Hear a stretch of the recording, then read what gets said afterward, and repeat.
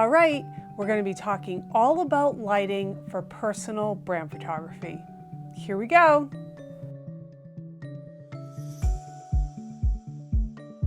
One of the top questions I receive from other photographers and other brand photographers is about lighting, because I'm not only capturing portraits, I'm also capturing process and I'm capturing product images for a business.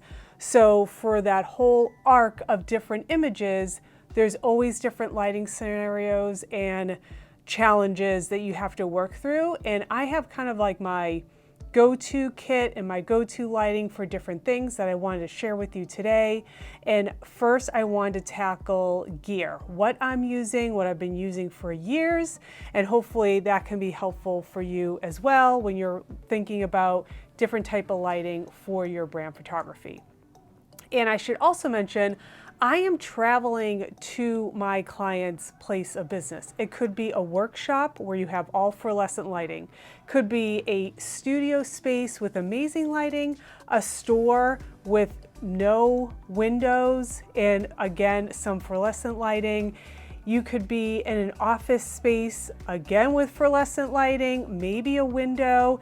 And then on some occasions, I do outdoor shoots where we're doing portraits in a park. It could be really sunny, it could be cloudy. So every shoot is different, and I adjust my kit based on what I know the location is going to be, which I know is the hardest part, especially when you're starting in photography, how to tackle that lighting and get the best image possible. All right, so let's jump into gear. My go-to gear for lighting, I have the Flashpoint System. This is the Xplor Pro 600. This is the TTL. I've had these for years. I actually have two of them now. So then if I'm photographing a larger group of people, like if there's a large team, I can now have two lights. But this one powerful light is great for portraits. This is my go-to. Anytime I know I am taking portraits in someone's space, this is the lighting that I'm bringing. Things that I love about this is that one, it's powerful enough.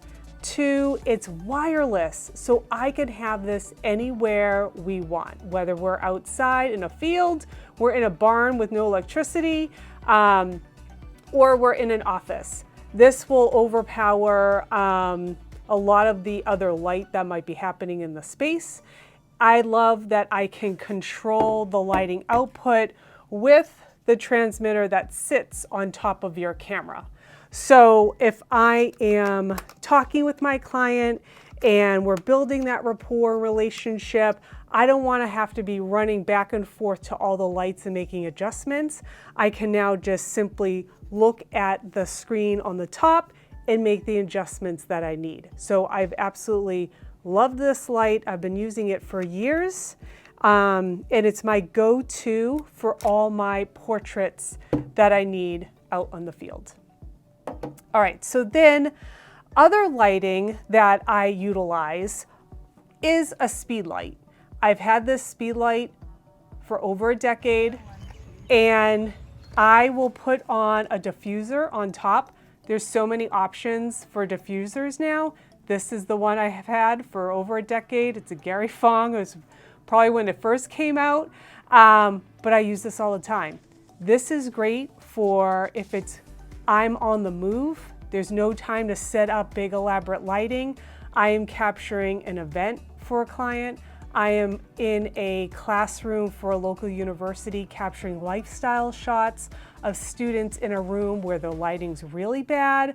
I may pop a light on. Sometimes I lean towards just the ambient light and bump up the ISO if I can't disturb them and it's an actual class. But I will use this outdoors for outdoor shooting. And why I do that is if it's not ideal, high noon, harsh lighting, and if I can get my client to a open shade situation, I can just pop a little light onto their face in the shots. If it's kind of a gray, day, which we love, it's like a natural softbox in the sky, this will give the portraits a lovely pop of light.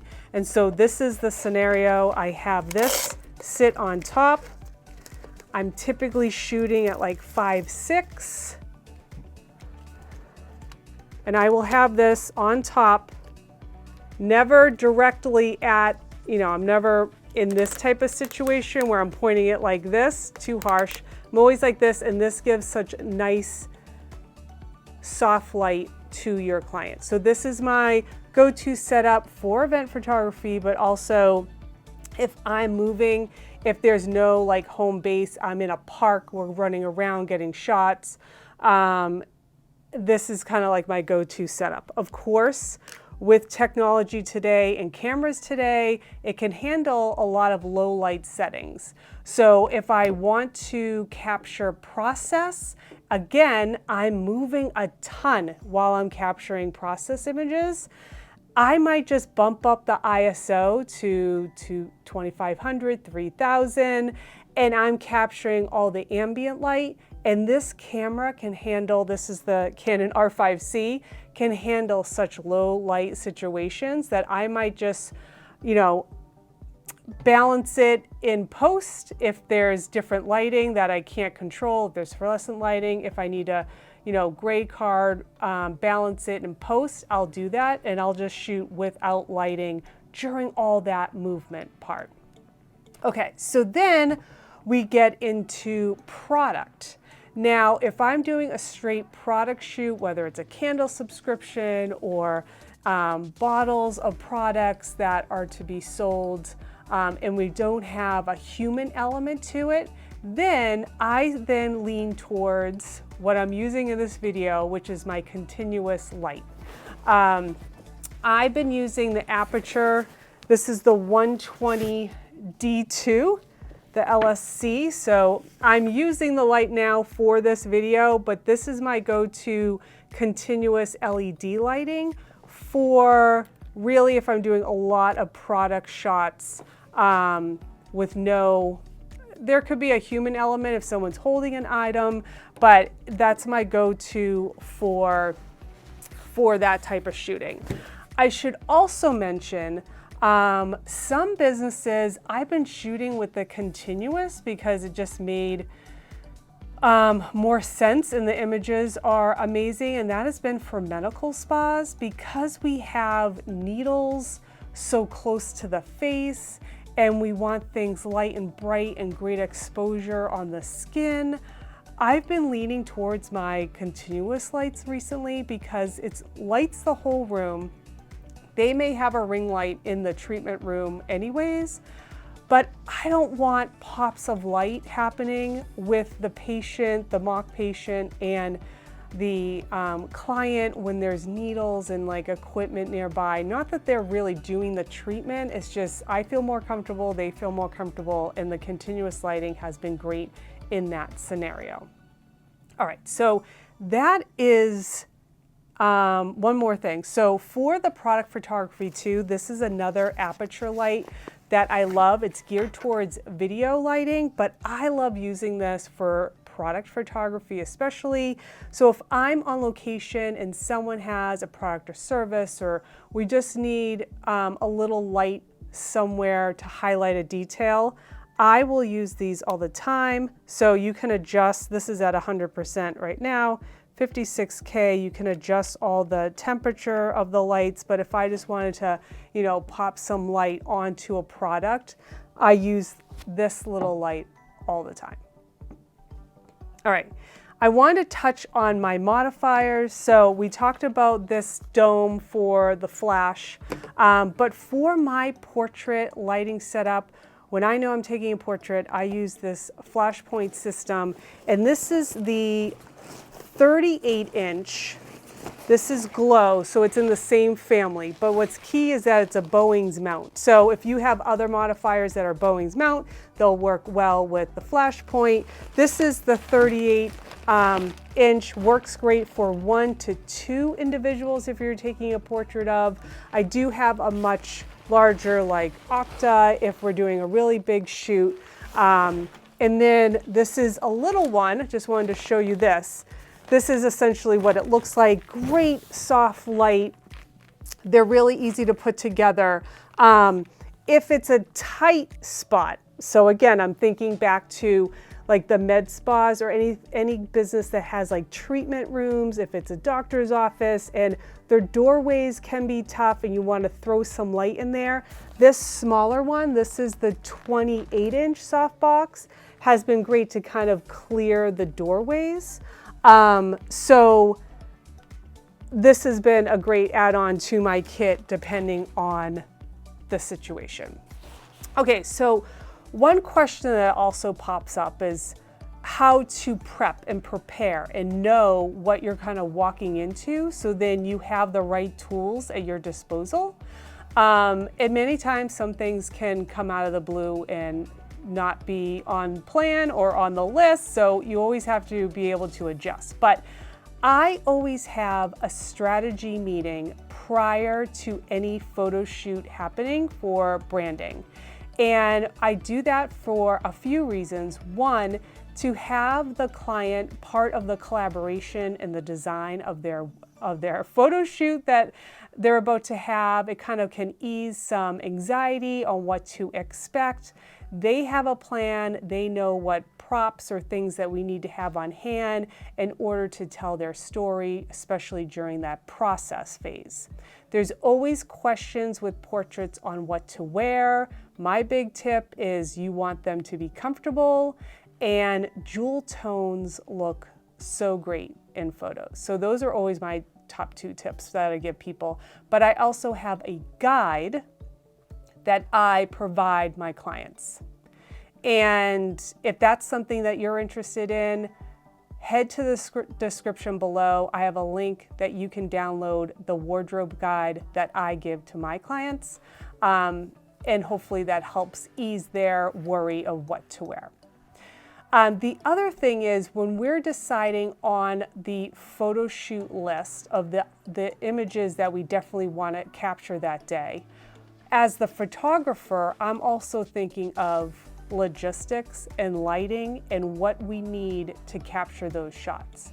So if we know we're doing portraits, then I know the Flashpoint System's coming with me. I know the 38-inch Modifiers coming with me, and obviously a C-stand. Then I know process. If I'm going to their space, I can request that they send me a few photos of what the space looks like, and I can see if there's windows, where I might place them. And a lot of times when I get on location, that's what I'm evaluating. Okay, where are we gonna set up where their table is, let's say. If they're making something, where's some available light? Could we go outside? Where can I set them up where there's some natural light coming in? But if I need to bounce some artificial light, some continuous light, I could do that as well. Otherwise, I am moving around so much during the process and gathering so many perspectives from overhead, from an angle, going tight, going wide, that I may just jump to available light if the location is ideal. Most of the time it's ideal. Another great tip is that if you can safely, because some of these situations, if it's a doctor's office or a workshop where they're using saws and so many different scenarios, if you can turn off any lighting, like the overhead lighting, if you can turn that light off and then shoot, then you might have a better result in terms of the balance of the light. Because now in post, you can kind of gray card it and you can balance it from the image and use the available light and maybe bump up your ISO. So if I can turn off lights, I will turn off the lights and it yields a much better image. If I cannot, I can still make it work. I will just overpower with, if I have the Flashpoint system or if I'm using the Speedlight, and then in Lightroom, I'll just balance every single image that we're gonna use. So I don't really stress out too much if I can't turn the lighting on. It's just easier on the photographer if you can turn the lighting on. It's just less on the back end that you have to adjust. Okay, so the strategy meeting is not only for the collaboration piece and getting them excited about the photo shoot and seeing a creative direction for the photo shoot, but for us as photographers, we're thinking, okay, what do we need? I know the shop has fluorescent lighting that I can't turn off.